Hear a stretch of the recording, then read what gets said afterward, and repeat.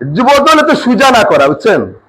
যুবদল এত সহজে আপনারা করতে পারবেন না কেউ। যুবদল করতে হলে অনেক কঠিন পথ পাড়ি দিয়ে আসতে হবে। এত তাড়াতাড়ি নেতা হওয়া যাবে না। আপনারা নেতা হয়েছেন কিন্তু অনেক কষ্ট করেছেন, দীর্ঘ আন্দোলন সংগ্রাম করেছেন। 18 বছর সিলেক্ট কমিটি ছিল না যুবদলের। এখানে যে নেতৃবৃন্দরা এসেছেন প্রত্যেকের কিন্তু ব্যক্তিত্ব রয়েছে দলের প্রতি, যুবদলের প্রতি। স্বেচ্ছাসেবক বলে না, অন্য সময় আমি বলবো না কি হয়ে চলে যুবদল। আপনারা যে যেভাবে চান না কেন, কারো কথা মতো যুবদল চলবেন, আমার কথা চলবে না যুবদল। আমি হলে কিছু করতে পারবো না, প্রেসিডেন্ট হলে কি হয়েছে, আমি করতে হবে দল কি বলে, দল কি চায় সেটাই আমাকে দেখতে হবে। অমুক ভাই বলে দিলেন, তমুক ভাই বলে দিলেন, সেক্রেটারি বলে দিলেন এই কমিটি করে দেওয়ার জন্য, অসম্ভব, হবে না, কারো কথা কাজে আসবে না।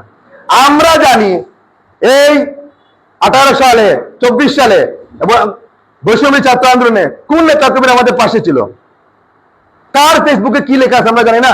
আমি ফোন দিয়ে অনেকেই আন্দোলন সংগ্রামে সম্পৃক্ত করতে পারি নাই বিভিন্ন উপজেলায়, তাহলে সে কিভাবে কমিটিতে আসবে?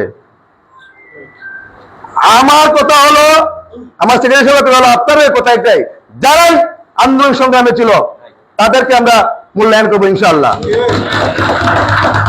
কোন ডেবিল তো প্রশ্নই উঠে না, ডেবিল প্রশ্নই উঠে না। আপনারা হয়তো ডেবিলকে নিয়ে অনেকে স্বপ্ন ভাবতে পারেন, বিভিন্ন উপজেলা নেতৃবৃন্দরা ভাবতে পারেন, আমরা কিন্তু এটা করব না। আমাদের স্পষ্ট দাবি হলো যুবদল যুবদলের মতো হবে এবং যুবদল শক্তিশালী হবে। বিগত দিন যেভাবে ছিল আজও যেভাবে আছে আগামীতেও শক্তিশালী হবে। আমরা পর্যায়ক্রমে এই জায়গাতে আসন ভিত্তিক আমাদের উপজেলা এবং পৌরকে ডাকিয়ে আনবো, ওনাদের কাছ থেকে আমরা ডেট নিব ওনাদের সুবিধা মতো। ওনারা যেদিন বলবেন, যে উপজেলা যেদিন কর্মী সভা হবে আমরা কর্মী সভায় যাবো, আপনারা সবাই আমাদের সাথে যাবেন। উপজেলায় নেতৃবৃন্দরা সিদ্ধান্ত নেবেন ওনার উপজেলায় কাকে দিলে দল শক্তিশালী হবে, ওনারাই মতামত দিবেন, তার মাধ্যমে উপজেলা শক্তিশালী হবে। হয়তো 5 জন 6 জন ক্যান্ডিডেট হয়ে যাবে, তখন আমরা যাচাই বাছাই করব এবং বিভিন্ন মাধ্যমে উনার আরো তৎপরতা আমরা দেখব, হুট করে ওনাকে দেবো না। এভাবে যুবদল হবে, কিন্তু যুবদল হবে খুব টেকনিক হবে, আপনারা অনেকে অনেক কিছু বুঝতে পারবেন না। কমিটি হবে কিন্তু ঠিকই। তারপর আল্লাহর প্রতি অশেষ মেহেরবানি, আমরা সবাই একসাথে আন্দোলন সংগ্রাম করেছি। আন্দোলন সংগ্রাম যেভাবে করেছি, আগামী দিনেও যুবদলকে বিভিন্ন উপজেলায় সুসংগঠিত করে প্রয়োজন বুঝে এই খুনি হাসিনা যেভাবে বাংলাদেশকে ধ্বংসের ধার প্রান্ত নিয়ে গেছিল, এই অন্তর্বর্তীকালীন সরকারের মধ্যে আরেকটি সরকার রয়েছে, ওরাও বেশিবাদী স্টাইলে এখনো দেশটাকে ধ্বংসের ধার প্রান্তে নিয়ে চলে যাচ্ছে।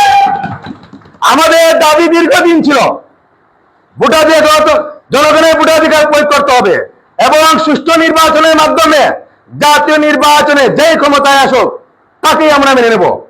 কিন্তু আমরা এখনো দেখতে পাচ্ছি খুনি হাসিনা যেভাবে দেশ পরিচালনা করে গিয়েছিল বিগত দিন, আজও এই অন্তর্বর্তীকালীন সরকারে আওয়ামী লীগের দূষরকে দিয়ে এবং এনসিপি নামে কিছু ছেলেপেলেকে দিয়ে দেশকে যেভাবে অরাজকতা সৃষ্টি করেছে এবং চাঁদাবাজের মহা উৎসব বানিয়েছে বাংলাদেশকে, প্রতিটি নেতাকর্মী, প্রতিটি উপদেষ্টা আজ এই দেশের এই পরিস্থিতির জন্য দায়ী।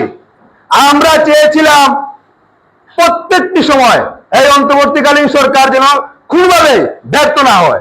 আজও আমরা চাচ্ছি এই সরকার যাতে সফলতা লাভ করে, কিন্তু এই সরকারের মধ্যে আরেকটি সরকার রয়েছে এবং এই সরকারের মাধ্যমে কিছু ষড়যন্ত্রকারী রয়েছে, তারা দেশকে যেভাবে আমরা চেয়েছিলাম সেভাবে হতে দিচ্ছে না। এবং আপনারা দেখবেন আওয়ামী লীগের কোন নেতাকর্মীর বিরুদ্ধে পর্যাপ্ত পরিমাণে সরকার মামলা দিতে পারে নাই এবং আওয়ামী লীগের নেতাকর্মীদেরকে আদালত জামিন দিয়ে দেয়। কষ্ট লাগে যখন দেখি এই নেতাকর্মীরা আমাদের উপরে হামলা করেছে, 3 দিনের মাথায়, 5 দিনের মাথায়, 7 দিনের মাথায় জামিন দিয়ে দেয়। ওগুলোকে কার মাধ্যমে দেয়? আগেই খুনি হাসিনা যেভাবে বলতো জামিন দিবেন না, সেভাবে জামিন দিত না, জামিন দিবেন সেভাবে জামিন দেওয়া হতো। কিন্তু আজকেও দেখা যাচ্ছে একই স্টাইলে আমাদের ঢাকা উত্তরের মেয়র, যাকে আদালত রায় দিয়েছে সেই রায়কে সে উপেক্ষা করে আওয়ামী লীগ সরকার যেভাবে করেছে সেভাবে আজকে দেখা যাচ্ছে কোম্পানি মেয়েটি মামলা হয়েছে, এই মামলাতে অনেক নেতাকর্মীর আসামি হয়েছে। হাইকোর্টে জামিন নিতে গেলে হাইকোর্টে জামিন দিচ্ছে না, কারণ রেজনা উপদেষ্টা রেজনা উনি বলে দিয়েছেন হাইকোর্টকে জামিন দিবেন না, তার জামিন নেওয়ার অধিকার রয়েছে। এই সঙ্গে অপরাধ করতে পারে, ঠিক আছে, জামিন পাওয়ার অধিকার রয়েছে তার। নিম্ন আদালতে জজ সাহেবকে বলে দেওয়া হয়েছে ওদেরকে জামিন দেওয়া হবে না, জামিন চাইতে গেলে ডিসি সাহেব পিপি সাহেবকে পাঠিয়ে দেয়, বেল দিবেন না। এটা কথা হলো? এটা আগের দিকে আমরা হয়ে গেলাম। উন্নয়ন কি হলো? আর জুলাই আগস্ট অর্জন কি হলো? যেই লাউ সেই কদু। আওয়ামী লীগ যেভাবে দেশ চালাচ্ছে আজও সেভাবে দেশ চলছে। আপনারা সবাই সোচ্চার হন। এই খুনি হাসিনার মতো এই এনসিপি এবং জামাতের মোকাবেলা আমরা করতে হবে। দেশটা তারেক রহমান যেভাবে নির্দেশনা দিবেন সেভাবে রাজপথে থেকে আমরা গণতন্ত্রের জনগণের ভোটাধিকার ফিরিয়ে দেওয়ার যে আন্দোলন বিগত দিন করেছিলাম সেই আন্দোলনে আমরা আবার মাঠে নামতে হবে সাথী বন্ধুরা। এবং আগামী দিনের এই উপজেলা এবং পৌর কমিটি গঠনের লক্ষ্যে আপনাদের সকলের সর্বাত্মক সহযোগিতা আমরা সিলেট জেলা যুব দল কামনা করি। আমার বিশ্বাস বিগত দিন আপনারা যেভাবে আমাদের পাশে ছিলেন আগামী দিনেও থাকবেন।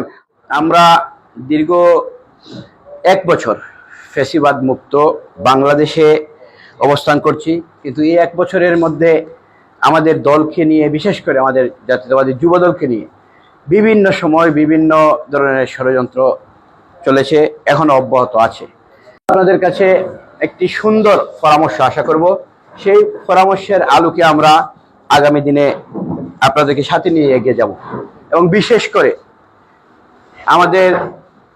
আমরা সবাই অবগত আছি যে খুব দ্রুত একটি নির্বাচনের তফসিল আমরা পেতে পারি। আমি শুকরিয়া জানাই অন্যান্য ডিস্ট্রিক্টের চাইতেও অনেক ক্ষেত্রে